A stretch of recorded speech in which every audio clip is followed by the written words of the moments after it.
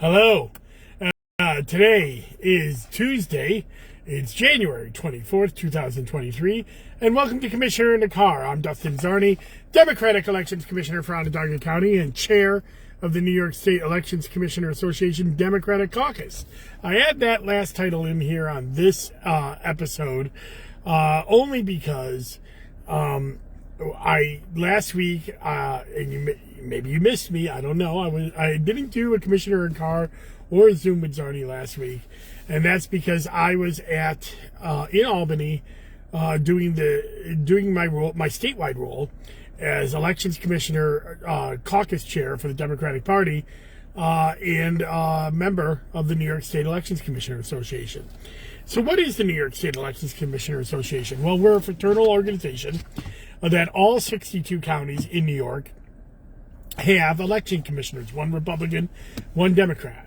And this is an organization that really does a lot of the main training, or at least in-person training, that happens in New York. We have a winter conference, usually in January, and a fall conference sometime in July, August, or September, depending on the year. And at these conferences, these are not like junkets or anything like that. We actually work pretty long hours. We have, I think, 9 hours of instruction each day on different topics. I was able to, my duties at the Elections Commissioner Association convention is as the Democratic Caucus Chair. I'm responsible for helping find people to lead panels and present on topics. I'm responsible for making sure that commissioners are in place for the various committees to vote on various things like the Executive Committee and the Legislative Committee. I'll get back to the Legislative Committee in just a second. And also I did teach. Sometimes I teach a couple panels. This year I only taught one. Commissioner Sardo and myself taught a panel on the hand recount and recapping what happened in SD 50. Of course, why not, right?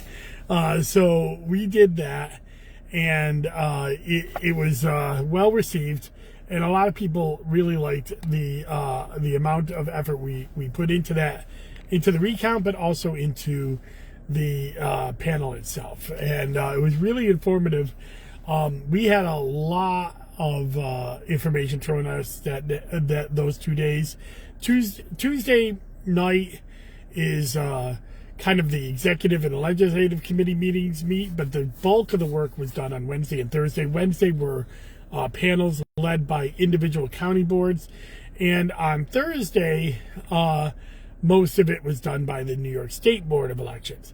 We also have user groups where we talk to our vendors and express to them what we want out of our software and get updates on what the updates are. I participated in the No Ink, that's our electronic poll book user group, and the Next Vote, which is our new registration system that is going to go live in the next couple of weeks. I participated with them as well. And then of course my staff did Dominion and Clear Ballot, which are our other vendors. Oh, I did the Dominion user group. I'm sorry, it all kind of ran together. But my staff also, Dominion, who operates our precinct scanners at the election polling places and early voting, that's our vendor for that. I participated in that user group, and then there was a user group for Clear Ballot, which is our absentee ballot scanner. That was going back to back with Dominion, so half of our staff went over and did that user group, because at the conference is both Commissioner Sardo and myself, but our deputies Julie and Cook and Candace Clemens as well. And one of I really love these conferences in person. We've done them virtual a couple of times because of COVID over the last couple of years, but or because of the August primary that came up, we did a virtual conference. But now these in-person is really where you learn a lot, because it's not just about the panels themselves, but it's about talking to other commissioners from all across New York State, and the various ways that they handle different problems and solutions, and learning from each other And everything is done in a bipartisan manner. That doesn't mean that it's always been that way. There have been some contentious years at these conventions. I remember the second convention I was at in 2014. That was the winter convention. That was a big fight over early voting and the June primary. And then another, and really for several years after that, there were a lot of contentious, a lot of different things. The 2019 convention, where early voting was finally being put into place, that was pretty contentious as well. But for the most part, things have actually gone, with a lot of bipartisan agreement. And I'm really happy to report there was some major bipartisan agreements on our legislative agenda. Now, New York State Elections Commissioners, we do not make election law. We implement it. And so every winter we come up with what we call our legislative agenda to let the lawmakers know things that we would like them to look at, to implement, to fund, whatever. And not always has that gone swimmingly, where we had a lot of bipartisan agreement. And even on this year's vote, we didn't have bipartisan agreement on everything. But to move forward in our legislative agenda, you have to have bipartisan agreement at the legislative committee to put it on the floor the next day to vote on it as a full conference. And I'm pretty happy to report that, and I have the hot off the press, our legislative proposals for 2023, and I'm going to read them off. And these are all ones that the Democrats and Republicans both agreed on, and it was passed near unanimous. I think there was only one person in the room out of 120 or so commissioners that voted against it, and I don't know who that was. So I'll read off the legislative proposal. And if you go to my website, dustinzarny.com, tomorrow I will post these as a blog post with some more explanation. And it'll be the exact document I'm sending out to lawmakers in my role as Democratic Caucus Chair. And it includes some of the Democratic Caucus goals that didn't get onto the bipartisan agenda, but I'll go over that at the end. So first I'm going to deal with the bipartisan agenda. Properly fund the New York State Board of Elections and give the New York State Board of Elections proper authority to promulgate and act upon the goals and responsibilities given to it by state law. Pretty self-explanatory. We give the State Board a lot of responsibility. We want them to have the funds and the authority to implement that. Designation of Election Day as a non-attendance day for public school students. We want a statewide non-attendance day on the general election day. Many counties already do this. BOCES do this, but it's optional even inside the counties. And some county bodies do it. Sometimes the only viable polling site is a school and in a community. And to keep that from being such a contentious issue, we asked them to have the days off and have their normally scheduled superintendent's day on that day. Grant County Commissioners' independence and flexibility with respect to determining hours of operation. Boards of elections have weird, unique roles, and many times we have to stay open late or are open on Saturdays or even open on holidays. And many county boards are under the county umbrella when it comes to where their boards are. You may not be used to that here in Onondaga County, where we have a separate building, but it used to be that we used to be in the Civic Center, and that's a county-run facility, and sometimes off hours, getting access to those county-run facilities is not something that boards of elections can do, because the county says, well, you don't have to, and we say we do. So that is to give us the authority to control our own offices. Authorize the issuing of same-day absentee ballots in those instances when commissioners agree that health-related exigencies or on or immediately prior to Election Day create a hardship. So if somebody becomes sick the day before Election Day, or the night before Election Day, and can't come in and get an absentee ballot, or send somebody in to get an absentee ballot, But so they show up on election day. Right now, the law doesn't provide for that. Many counties already do this. We do this in Onondaga County. We have a local rule. It hasn't been challenged, but we have a local rule that allows for that. But putting it into state election law is important because it'll make sure every county does it, and also it'll give them the authority to do it, so it can't be questioned in court. Reduce the threshold for triggering recounts in close elections to 0.25%, and allow for alternative scan within the 0.25 to 0.5% range, while also reducing the minimum vote threshold to 10. So we, as you know, in ST50, we just did a big recount, but we almost had to do a recount in the congressional race, which would have been a countywide recount. And, we've seen other counties that were just under that 0.5%, maybe in the 0.45% range. And really, even though that is extremely close, it's not close enough for the race, the vote leads to change. And so we want to reduce that to 0.25% so we can concentrate on the races that are extremely close. And if we have the ability, we can do a rescan of ballots on the races that are in that other range, 0.25 to 0.5%. And those races will have at least be able to check and make sure that machines are counting accurately. And that's actually something Florida does. And we want to reduce the vote threshold to 10 because many village races are always within 20 votes. That means we're always hand counting them. And if they're small races, 10 is a good number for that.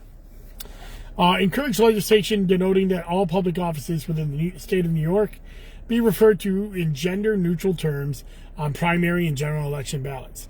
This is actually a continuance. They did about half of this last year. So they made sure that if you had a town council or city council, they were referred to as council members. But what they didn't do is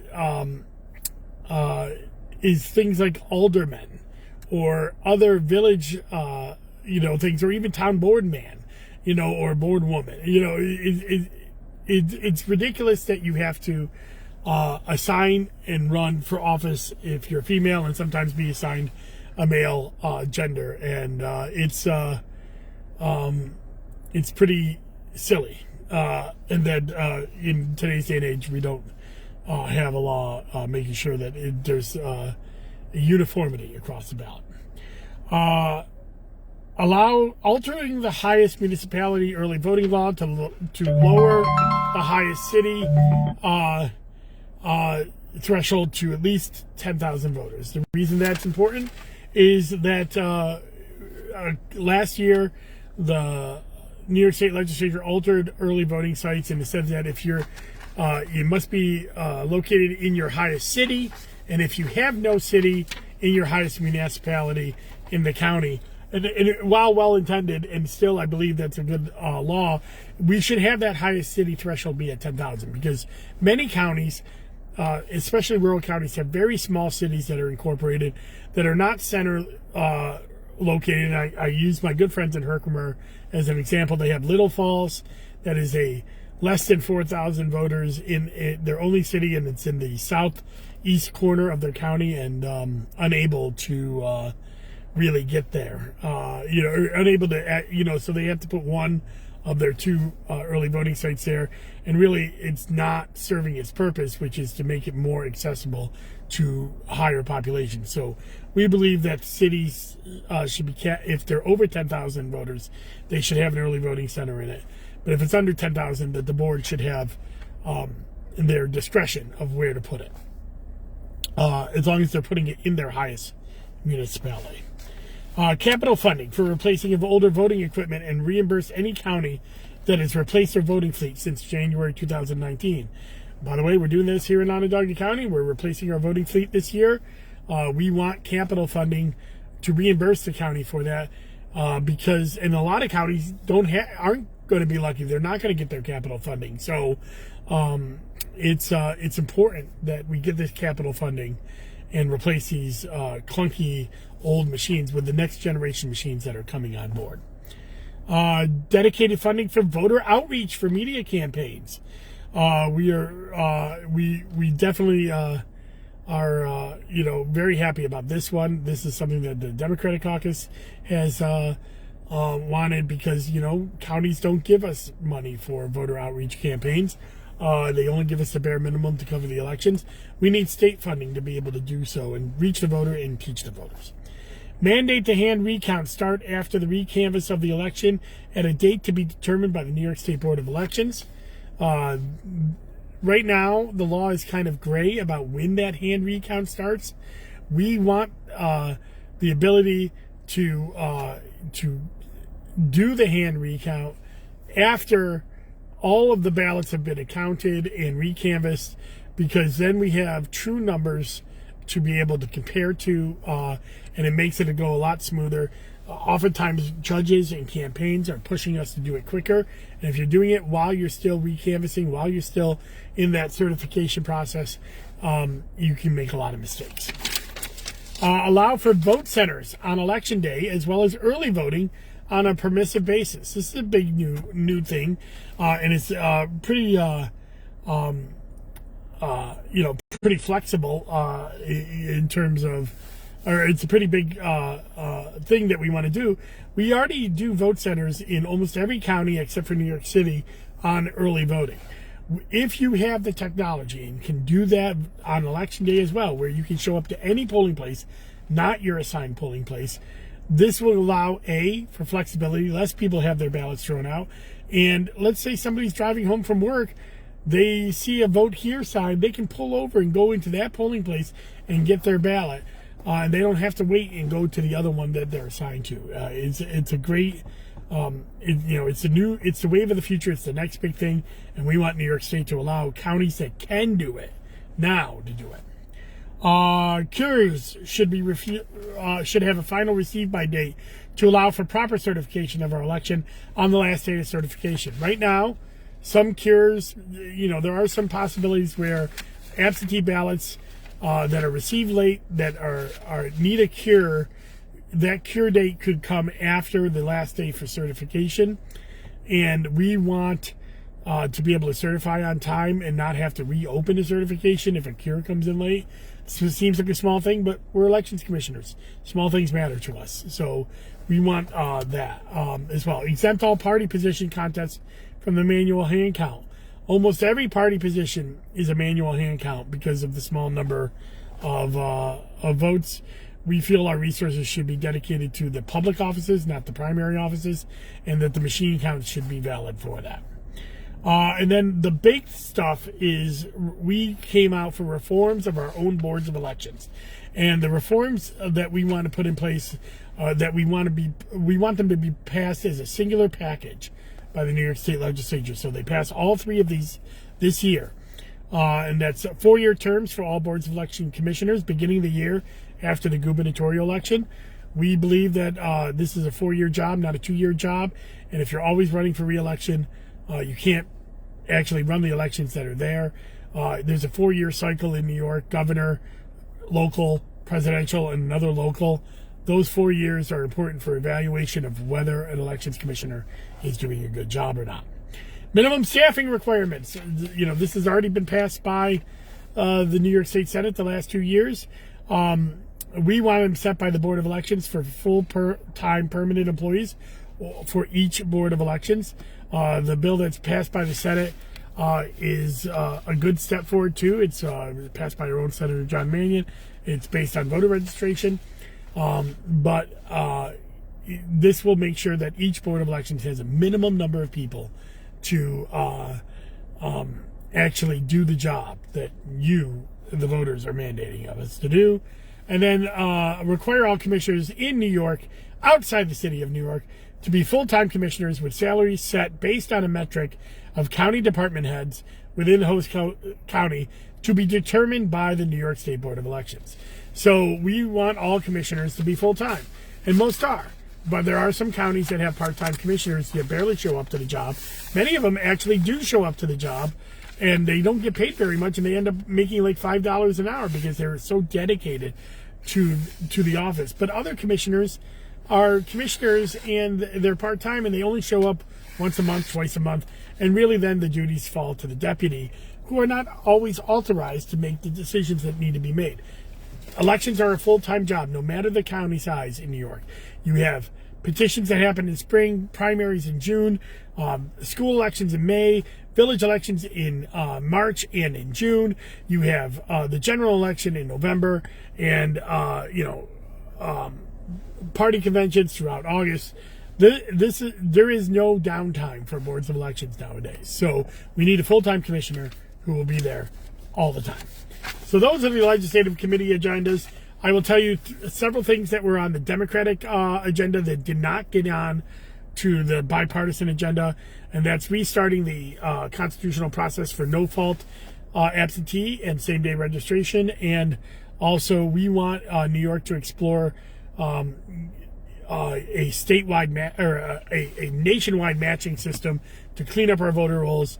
That was not supported by the Republicans. Eric is the nationwide voter registration cross-check that a lot of other states use. We want to participate in that. The Republicans did not. And then the Republicans had a voter ID law thing that the Democrats did not want to accept. But what I read off, to have just 4 things that we disagreed on, is amazing. So, that we have a lot more that we agree on than we don't. And again, watch at DustinZarni.com. I will post, this list along with bill links, and that way you can call your senators and assembly members. That's right. Remember, gender neutral, assembly members, and help us get these reforms passed. Because remember, most of these are bipartisan reforms and good for all voters in New York. So that's it for my commissioner in a car. Later this week, on Thursday, I'll be talking to Alec Lewis. We actually talked a couple weeks ago. I'll be posting it this week. Great discussion on New York State politics. And then I will, this week, I've started my weekly walks this year, and I'm now focusing on the 2023 elections. Last week, I did a great article, I think, but a very informative article that actually informed me when I was doing the research for it, of Onondaga County 2023. Did you know that 20 of the last 26 countywide elections, the Democrat won in Onondaga County? Whether they actually ended up winning the race or because other parts of their district didn't vote for them, but in 20 of the last 26 contests that involved Democrats and Republicans running countywide, the Democrat won Onondaga County in their race. Just amazing. I did not know that figure before I started doing the research. So check it out. But also, there's some good news for Republicans in that article as well, because the Democratic enrollment that has been hand over fist going more and more Democrat seems to have slowed the last couple of years. Still, Democrats are outgaining Republicans, but it's kind of crawled to a little bit of a slow pace. We'll see if that continues this year. So check all of that out. And then this weekend on the Weekly Wonk, I'll be focusing on the suburban towns and looking at outside the city of Syracuse, which is where a lot of that's 2/3 of our county. And I'll continue working on my enrollment reports and statistics for these Weekly Wonks throughout the year. So check them all out. Only one time for one question, David Harding posted in the chat. My good friend David, and employee David, but he's doing this on his own time. A recent report on the election in Arizona shows that many Republicans crossed party lines and did not vote for Carrie Lake, who was a Republican nominee for governor, and claimed even before the election was finished that it was stolen from her. Our voters of all parties finally tiring of the false and absurd claim that every election is stolen. Well, that is certainly the hope. And I hope so. Because this is literally the silliest claims I've ever had to deal with in my professional life. We can all argue about policy and what policy is good and what policy isn't. But our elections are fair. Our elections are good. Our elections are not rife with fraud. In fact, they are incredibly accurate. And at the end of the day, our democracy depends on us accepting election results and moving on.